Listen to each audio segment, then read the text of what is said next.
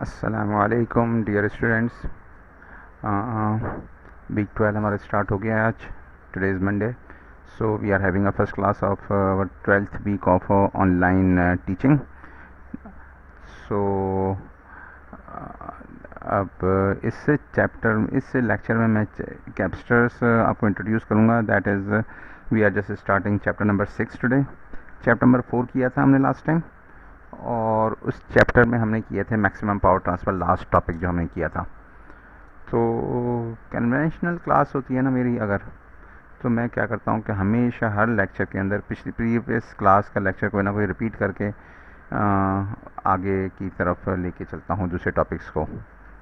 तो क्योंकि अब ये आपके पास video recorded lectures already available हैं, so if you feel that what was the last topic that was just discussed, so you can just refer it back to that lecture. तो हमने maximum power transfer किया था और इसकी complete exhaustive किस्म की हमने इसकी एक डिस्कशन की थी, इसके न्यूमेरिकल्स भी किए थे। और मैं आपको बताऊं कि आपको वो न्यूमेरिकल्स ज़रूर अटैम्प्ट करने चाहिए जब मैंने किए हैं। और इसके बाद जब मैं असाइनमेंट दूं तो I will be just keeping the assignment very short because of the end of the semester चल रहा है। सो अब जो है ज़्यादा लंबा जंबा काम हम नहीं कर सकते। तो वो आप मैक्सिमम ट्रांसफ़र थ्योरम को देखते हुए आगे के लेक्चर्स को, पीछे के लेक्चर देखते हुए इस लेक्चर को कंटिन्यू कीजिएगा। अच्छा, अब मैं आपको लेके चलता हूँ टॉपिक की तरफ। चैप्टर नंबर 6 है। चैप्टर नंबर 5 को हमने बिल्कुल स्किप कर दिया because that was not the part of our course. वो अपैम्स के बारे में, ऑपरेशनल एम्पलीफायर्स के बारे में, वो जो है इलेक्ट्रॉनिक्स के अंदर कवर होता है। इस वाली किताब के ज़रिए से आमतौर पर नहीं पढ़ाया जाता। इलेक्ट्रॉनिक्स के कोर्स में ऑपैम्स कवर किए जाते हैं। वो एक आईसी है और इंटीग्रेटेड सर्किट है आईसी की फॉर्म में, और वो पैसिव एलिमेंट नहीं है, बड़ा एक्टिव एलिमेंट है। तो वो हमने चैप्टर वो कर दिया है स्किप। अच्छा, अब देखते हैं ये जो हमारा चैप्टर है कैपेसिटर एंड इंडक्टर का चैप्टर है। तो capacitor and inductor both are energy storage devices. इसका मतलब है कि कैपेसिटर के अंदर भी आपके पास एनर्जी स्टोर हो जाएगी, और कैपेसिटर में जो एनर्जी स्टोर होगी वो होगी in the form of electrical field, और इंडक्टर में जो स्टोर होगी energy that will be in the form of magnetic field, electrical field and magnetic field. अब ये जो है टॉपिक्स हैं, अगर आप इसको रीड कर लें तो that is definitely going to help you a lot. अब मैं इसको सारा रिपीट नहीं करवा सकता, लेकिन मैं आपको जो है मेन पॉइंट्स बता सकता हूँ कि capacitor is also passive linear circuit element. और पैसिव एलिमेंट्स में आते हैं, there are 3 passive elements, one is resistor, the other is capacitor and the third is inductor. अच्छा, अब जो हमने रेजिस्टर की जो है एग्जॉस्टिव किस्म की एक ट्रीटमेंट एनालिसिस हमने कर लिया है, लेकिन खाली रेजिस्टर के सर्किट आमतौर पे इतने ज़्यादा यूज़फुल होंगे नहीं समझने के लिए, टेक्निक्स लर्न करने के लिए। That was very important, but for making these devices to do some work for you, तो ये तो आपको जो है ना कंबाइंड हर चीज़ आपको कैपेसिटर और इंडक्टर और भी दूसरी चीज़ें भी ऐड करनी पड़ेंगी। तो कैपेसिटर क्या चीज़ है? कैपेसिटर जो है कंस्ट्रक्शन पॉइंट ऑफ व्यू से देखें तो कंस्ट्रक्शन पॉइंट ऑफ व्यू से कैपेसिटर आर 2 कंडक्टर प्लेट्स। ये देखें कंडक्टिंग प्लेट्स, ये कंडक्टिंग प्लेट्स हैं, and they are separated by some insulator. और दैट्स इंसुलेटर जो कि बीच में हवा भी हो सकती है, माइका हो सकता है, टेंटलम हो सकता है, और माइका हो सकता है, और पेपर हो सकता है। Anything that is insulator just can be the insulator in the centre, और एयर भी हो सकती है। अच्छा, अब ये जो this particular construction of capacitor is called parallel plate capacitor. अब इसके बीच में जो भी मटेरियल इस्तेमाल करेगा वो बना देगा कि ये भाई ये इस टाइप का कैपेसिटर है, माइका कैपेसिटर है, पेपर कैपेसिटर है, टेंटलम कैपेसिटर है, या एयर है बीच में तो एयर कैपेसिटर, जो कि आमतौर पे नहीं होता। सो ये जब हम कंस्ट्रक्शन रखते हैं, बनाते हैं, 2 पैरेलल प्लेट कंडक्टर की रखते हैं, तो ये इसके अंदर एक कैपेबिलिटी आ जाती है for storing electrical field store करना शुरू कर देगा। देखें यहाँ पॉजिटिव चार्ज होगा बैटरी से जब कनेक्ट करेंगे डीसी से, और यहाँ पे नेगेटिव चार्ज होगा जब हम इसको कनेक्ट करेंगे, तो ये नेगेटिव चार्जेस यहाँ पर आ जाएंगे, यहाँ पे पॉजिटिव चार्जेस आ जाएंगे, और इलेक्ट्रिकल फील्ड इस्टेब्लिश हो जाएगी, and that electrical field will be actually storing energy in the form of electrical field. आप यहाँ से सप्लाई हटा भी देंगे तो यहाँ पे क्योंकि वोल्टेज बन गया हुआ होगा, इलेक्ट्रिकल फील्ड डेवलप हो गई होगी, तो ये वोल्टेज हटाने के बावजूद भी यहाँ पे एक वोल्टेज, ये वाला वोल्टेज इनके ऊपर अपेयर होना शुरू हो जाएगा। तो it's just like a battery. अच्छा, अब हमारे पास टाइम कम है, हम ज़्यादा जो है मॉडर्न यूज़ ऑफ कैपेसिटर्स हम नहीं डिस्कस कर सकते, but right now in modern time capacitors are being used as an alternate battery. इसकी वजह ये हुई है कि कैपेसिटर्स की जो मटेरियल साइंस है हैज़ इम्प्रूव्ड सो मच, और इतनी इन्हेंस हो गई है that they are just able to make a capacitor of a very high value.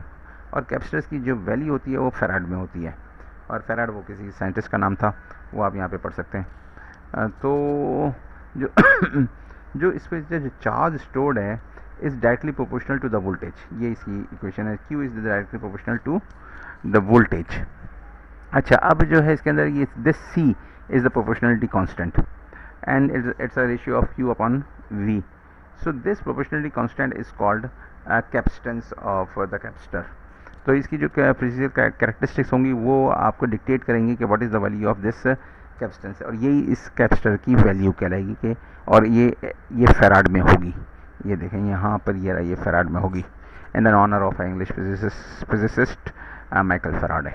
Okay, so capacitance is the ratio of the charge on one plate of a capacitor to a voltage difference between two plates. तो इसके ऊपर जो ये charge होगा यहाँ पे Q divide by the voltage difference between two plates है, वो जो डिफरेंस होगा उसको रेशियो कैपेसिटेंस कहलाता है। और capacitance is measured in Faraday, and then this Faraday is equal to coulomb upon volt. Why coulomb upon volt? Because charge is measured in coulombs and volt is measured in volts. Voltage is measured in volts. That's why this becomes coulombs per volt. 1 farad is equal to 1 coulomb per volt. Okay.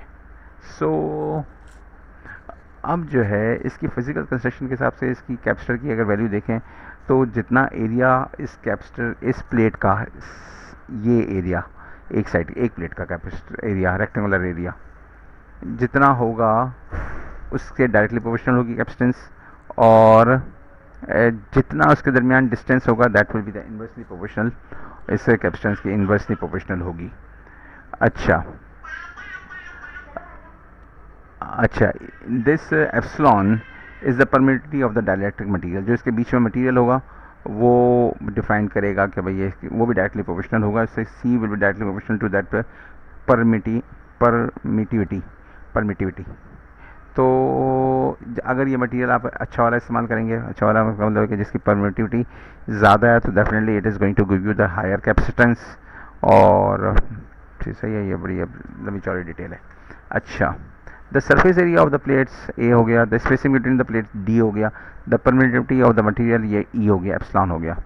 अच्छा, capacitors are available in different values आती हैं, 1 farad, 2 farad, 10 farad, 100 farad, वो सारी values आ जाती है।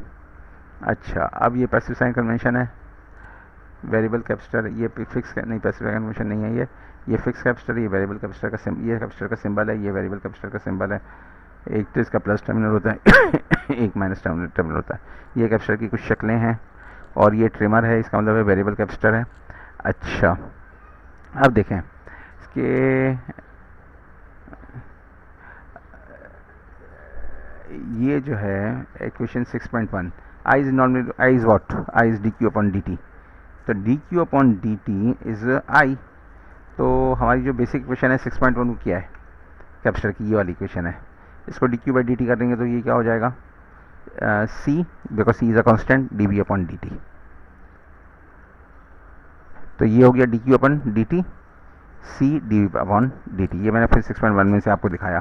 तो यहाँ पे dq by dt को I से रिप्लेस कर दिया, because dq by dt is I, the change of rate of charge is I। तो ऊपर से इक्वेशन से dq by dt किया तो I आ गया यहाँ पर, और यहाँ पे था CV, दोनों तरफ से डेरिवेट किया, Q को डेरिवेट किया तो I आ गया, और CV को क्या डेरिवेट किया, because Q is equal to CV, तो ये आ गया CdV। ये इक्वेशन 6.1 को सामने रख के आप इसको देख लें अपने PDF फाइल खोल के। अच्छा, ये रिलेशनशिप हो गई आपके पास कि कैपेसिटर के अंदर से जो करंट गुजरेगा that will be equal to basically the CdV by dt, और it will be directly proportional to the rate of change of the voltages. तो ये कैपेसिटर की एक बड़ी पिक्यूलियर किस्म की कैरेक्टरिस्टिक है। यू मस्ट रिमेंबर कि the current through the capacitor is basically a function of the rate of change of the changing voltage on the capacitor. अब क्योंकि this I is basically multiplying with the rate change of the voltage across the capacitor, तो आप ये ज़रा सोचें अपने जहन में कि what if this I just apply a DC voltage to the capacitor. Capacitor में तो DC में तो rate of change of voltage होता ही नहीं है, that is just fix. So this dV by dt will be 0, so there will be no current through the capacitor when we apply a DC voltage to the capacitor across the capacitor. अब ये जो है बड़ी detailed information है, आपको ये lecture बड़ी गौर से सुनना चाहिए, कई बार सुनना चाहिए और किताब को पढ़ के सुनना चाहिए ताकि आपको ये लेक्चर अच्छी तरीके से समझ में आ जाए. और this is not very difficult, but the thing is that this capacitor is a new element for you and आप लोगों को इसके अंदर थोड़ा सा कंसंट्रेट करना पड़ेगा और थोड़ा सा टाइम लगाना पड़ेगा और थोड़े से माइंड एक्सरसाइज करनी पड़ेगी और focusing on the topics being discussed. और बड़ा एक्सपीरियंस चाहिए होता है इसको सारी चीज़ों को ग्रैस्प करने के लिए. तो आपको जो चीज़ समझ में आ जाए वो वेरी गुड, अगर नॉन समझ में आए थोड़ा सा सोचें और फिर आगे बढ़ जाएं, पूरा टॉपिक पढ़ें और फिर वापस आएँ, पूरी वीडियो देखें, फिर वापस आएँ, 2 बार देखें, 3 बार देखें, फिर आपको समझ में आएगा. This is a guided tour for your through the book of this topic of capacitor in your book. So guided tour है, अगर आप अपनी पार्ट पे किताब पढ़ेंगे तो हो सकता है कि आपको वो सारी चीज़ें इस तरीके से समझ ना आए. Definitely the material is there, but यहाँ पे आपके पास गाइड भी अवेलेबल है. सो ये जो ना this is a teaching is a royal road to learning. Teaching is a royal road to learning. अब इसमें दो इसके एस्पेक्ट्स हैं. वो जो मैंने आपको कोट पढ़ी ना, ये मेरी बड़ी फेवरेट कोट है. Teaching is a royal road to learning. अब ये जो आप लर्न कर रहे हैं topic, so you are not alone. There is someone, your teacher is available for you for helping you out and just to understand, just to make you understand, make it easy for you to understand the contents. So that definitely when you have some helper available, that means you are just like a royal. That's why someone is available for you to help. तो एक expect तो इसका ये है. दूसरा expect इस code का ये मैं समझा हूँ कि right now what I'm doing, I am just apparently what I'm doing, I'm teaching, but in actual what I'm getting out of this teaching, I am learning the contents more thoroughly. आप जब इसको किसी चीज़ को पढ़ाते हैं ना तो वो चीज़ आप ज़्यादा अच्छी तरीके से लर्न कर लेते हैं. लेकिन मैं इसको लर्न कर रहा हूँ not as a student, I am just learning this thing as a teacher. तो that's why I am privileged. So मैं I am just feeling like a royal. Means मुझे स्टूडेंट भी नहीं बनना पड़ रहा, मैं टीचर बना हुआ हूँ और मैं सीख भी रहा हूँ. तो this is a royal road to learning. I hope that you understand what just I wanted to describe here about this quote. And this is my favorite quote. Okay, so this is the current voltage relationship for a capacitor. तो I और ये V का जो है current relationship है. और ये देखें यहाँ पे dV by dt, यहाँ पे V नहीं है, यहाँ पे dV by dt. The rate of the change is directly proportional to the current. The current is directly proportional to the rate of the change. तो ये हो गई बात. अच्छा, अब जब ये रिलेशनशिप है फॉर आई एंड वी, सो अगर आपने v की रिलेशनशिप निकालनी हो तो कैसे करना पड़ेगा.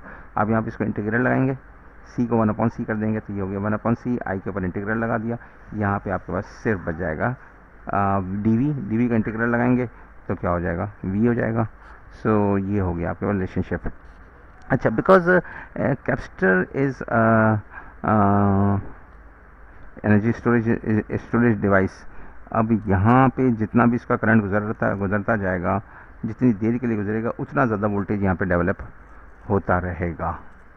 सो what was the voltage at time t is equal to 0. जब हमने इसको स्टार्ट किया था, the at time t is equal to t0, normally इसको 0 ले लेते हैं तो यहाँ पे भी 0 आ जाएगा. तो what ever time that was, लेकिन मैंने आपको बताया कि ये t0 को हम 0 ले लेते हैं. तो 0 पे जो वो वोल्टेज था उसको भी हमें अकाउंट फॉर करना पड़ेगा. अगर लेट्स से कि ये वोल्टेज है we have had started at time t is equal to minus infinite, तो माइनस इनफाइनाइट तो हम ये एज्यूम कर सकते हैं कि the capacitor was just completely discharged and there was no voltage. लेकिन अगर हम कहते हैं कि नहीं time t is equal to 0 या t नॉट, तो at that time we will have to account for the voltage that was already on across the capacitor. तो ये इनिशियल कंडीशंस, इंटीग्रेशन की टर्म्स में इसको इनिशियल कंडीशंस कहते हैं। सो आमतौर पर ये 0 होगी तो ठीक है, अगर नहीं होगी तो हमें इसको अकाउंट फॉर करना पड़ेगा। And there are some numericals ahead in which you will be able to understand these concepts more thoroughly, and I will just try to explain the things. But यह बात ये है कि आप कंसंट्रेट करेंगे and किताब पढ़ेंगे एंड प्रैक्टिस करेंगे problems, and then and only then you will be able to grasp these concepts. This is a new device, so it is definitely going to take a bit longer for you to understand the completely this topic of capacitor. So capacitor is a very useful device, inevitable device for electrical and electronics, electrical and electronic circuits. So आपको अच्छे तरीके से इसको समझना चाहिए। सही, कोई भी नॉलेज हो ना वो कभी भी ज़ाया नहीं जाती है, आपके पास पड़ी रहती है। तो अभी हो सकता है कि आपके इस्तेमाल में ना हो, आपका इस वक्त नॉलेज का गेन करने का सिर्फ गेन करने का टाइम है, इस्तेमाल करने का टाइम नहीं है। And then your knowledge will be tested in the exams. तो अभी आप एग्ज़ाम के पॉइंट ऑफ व्यू से सोच रहे हैं, लेकिन ये नॉलेज को अच्छे तरीके से सीखे तो कभी काम भी आएगी। अच्छा, सो तो अभी ये जो है ना इसका वोल्टेज है। अच्छा, the voltage the shows that the capacitor voltage depends on the past history पे डिपेंड कर रहा है। सही है। अच्छा, कब जब power across the capacitor is P equal to V I. अब आपको पता है वी इज़ वी, ये रहा वी, और I is equal to C D V by D T ऊपर था ये, तो इसको मल्टीप्लाई कर दिया। अब अगर आप पावर मालूम करिए, इंस्टेंटेनियस पावर है ये, but if you just want to find out the energy stored in the capacitor, so then you will have to integrate this P is in the form of this integration to find out the complete energy that is just inside the capacitor. तो ये थोड़ा सा जो है derivation करके देखें आपने, ये आगे चले गए, देखें ये इसको कट ऑफ कर दें तो ये बन गया वी स्क्वायर डी वी है, वी डी वी, तो ये हो गया वी स्क्वायर अपॉन 2, तो ये हो गया वी स्क्वायर अपॉन 2, ये सी बाहर है तो ये हाफ सी वी स्क्वायर हो गया। इस तरीके से ये जो ना इसके अंदर जो पावर है energy stored is omega is equal to half C V square. इस तरीके से ये और भी इसके कुछ पॉइंट्स हैं जो कि काफ़ी डिटेल्ड हैं और आपको समझने की ज़रूरत है कि this is the energy stored. important points, properties of the capacitor. Note from equation 6.4 that when the voltage of a capacitor is not changing with time, that DC voltage the current of the capacitor is 0. ये मैंने आपको पहले बता दिया है। Capacitor is, इसका मतलब है कि इसका जो है रिजल्ट क्या निकला, the capacitor is an open circuit to DC. अच्छा, अब ये डिटेल तो ऐसी है जो आपको बाद में ही समझ में आएगी, लेकिन डीसी का मतलब ये है कि जब डीसी स्टेबल हो, अगर आपने स्विच जब ऑन किया है ना तो वहाँ पे आपके पास ऑसिलेशंस होती हैं, उस वक्त वो डीसी नहीं होता, उस वक्त करंट गुजरता है जब स्विच ऑन करते हैं, डीसी कनेक्ट करें, लेकिन उसके बाद जो है डीसी जो है डायरेक्ट करंट हो जाता है, तो फिर जो है वहाँ से कैपेसिटर से करंट गुजरना भी बंद हो जाता है। However, if a battery voltage DC is connected into across capacitor, the capacitor charges. तो शुरू में कैपेसिटर चार्ज होने तक करंट फ्लो करता रहता है, और जब वो स्टेबल सर्किट हो जाता है तो फिर करंट जो है सीज कर जाता है और फिर वहाँ पे करंट फ्लो नहीं करता। तो शुरू में जब ट्रांजिएंट स्टेज होती है, जब स्विच को ऑन किया जाता है तो उस वक्त करंट गुजरता है और जिसकी वजह से कैपेसिटर चार्ज हो रहा होता है। अच्छा, the second thing is the capacitor on the voltage must be continuous. ये वाला जो वोल्टेज है ना इस तरह का कैपेसिटर के पर नहीं आ सकता, capacitor must be instantaneous, the voltage across the capacitor must be straight. ये जो ना इस तरह के पीक्स वगैरह नहीं हो सकती है। The voltage on the capacitor must be continuous, तो ये कंटिन्यूस होना चाहिए, लीनियर हो सकता है, कंटिन्यूस होता है, लेकिन ये इस तरह की शार्प पीक्स इसके अंदर नहीं हो सकती है। The voltage on the capacitor can not change abruptly. ये जो है कैपेसिटर है। अच्छा, कोई भी कैपेसिटर जो होता है ना, आइडियल कैपेसिटर, तो सिर्फ ये कैपेसिटर होता है, लेकिन नॉन आइडियल कैपेसिटर में लीकेज होती है। लीकेज हम मॉडल करते हैं by just a parallel resistance, ये होती नहीं है, ये अंदर ही कैपेसिटर के अंदर ही होती है, हम बाहर से नहीं लगाते, just for the sake of the modelling, so that we can just consider the capacitor itself an ideal capacitor. तो हमने ये रेजिस्टेंस मॉडल करने के लिए बाहर लगा दी है। अच्छा, अब जो है न्यूमेरिकल्स हैं, लेकिन but before that I will just have to see how much time I am left with. तो थोड़ा सा टाइम है, एक आध न्यूमेरिकल कर लेते हैं। अच्छा, कैलकुलेट ये जो है एग्जाम्पल प्रॉब्लम आप कर लीजिएगा, फिर मैं तो सिर्फ जो है ना आपको प्रैक्टिस प्रॉब्लम करवाता हूँ। What is the voltage across a 4.5 microfarad capacitor if the charge on one plate is this. Charge दिया हुआ है, क्यू दिया हुआ है, how much energy is stored, और एनर्जी होती है हाफ सी वी स्क्वायर। ये देखें यहाँ पे लिखी हुई है, ये हाफ सी वी स्क्वायर। तो हाफ सी वी स्क्वायर इसकी एनर्जी होती है। लेट मी जस्ट सी के do I have this numerical available. ओहो, ये रहा। तो 23 मटीरियल कहाँ गया, या तो 6.1। तो चार्ज दिया हुआ है, कैपेसिटर दिया हुआ है, और Q होता है is equal to C V. तो V मालूम करना है, तो V is equal to Q upon C. Q दिया हुआ है 0.12 मिली कूलम्स। मिली कूलम्स के लिए 10⁻³ है। कैपेसिटर की वैल्यू है 4.5 माइक्रोफेराड, तो इसकी जगह पे हमने लिख दिया 4.5 मल्टीप्लाई 10⁻⁶, और हमारे पास ये वोल्टेज आ गया। अब जब वोल्टेज आ गया तो एनर्जी मालूम करनी है। एनर्जी मालूम करना है तो half C V square is the formula. तो हमने अभी मालूम किया, इसको स्क्वायर करेंगे, 2667 को स्क्वायर करेंगे। मैंने स्क्वायर नहीं किया, लेकिन स्क्वायर डेफिनेटली इसको करेंगे तो आंसर आएगा 1.6 मिली जूल्स। ये रहा 1.6 मिली जूल्स, और ये 26.67। इसको ज़रा सा आप स्क्वायर लगा लीजिएगा अपने पार्ट पे। जैसे जैसे प्रॉब्लम सॉल्व करते जाएं मैं वीडियो में, ऐसे ऐसे आपके पेंसिल और कॉपी पे भी प्रॉब्लम सॉल्व होना चाहिए।